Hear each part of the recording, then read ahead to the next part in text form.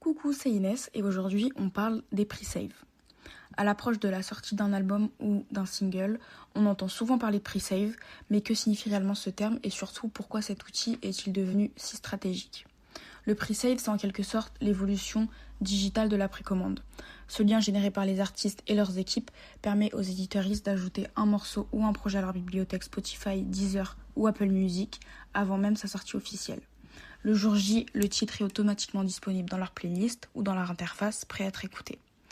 Si cette fonctionnalité peut sembler simple et anodine, elle joue en réalité un rôle crucial dans la stratégie de lancement d'un morceau. Dans l'univers ultra concurrentiel du streaming, chaque sortie compte et une bonne préparation peut faire toute la différence. En annonçant la possibilité de pré-sauvegarder un morceau, l'artiste commence déjà à mobiliser sa communauté bien avant la sortie officielle et cette attente crée un engagement qui a déjà une forte valeur.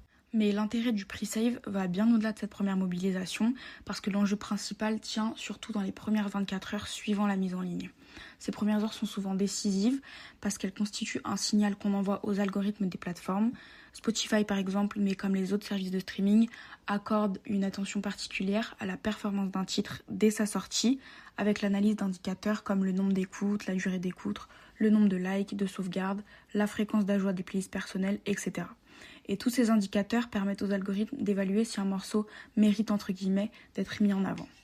Autrement dit, plus il y a de pre-save, plus le titre a de chance d'être écouté dès sa sortie et donc plus il a de chance d'être intégré dans des playlists ou d'être boosté par les algorithmes.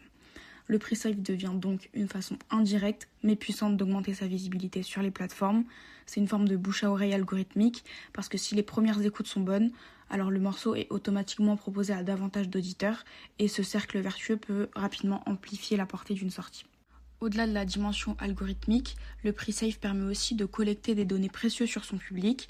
En utilisant des outils comme Linkfire ou Feature FM par exemple, les artistes peuvent générer des liens personnalisés qui redirigent vers les plateformes de streaming tout en recueillant des informations sur les utilisateurs qui cliquent. Et ces données telles que la localisation ou encore l'adresse mail permettent ensuite d'analyser les données de vos fans les plus engagés que l'on peut réactiver par la suite avec des stratégies direct to fan par exemple.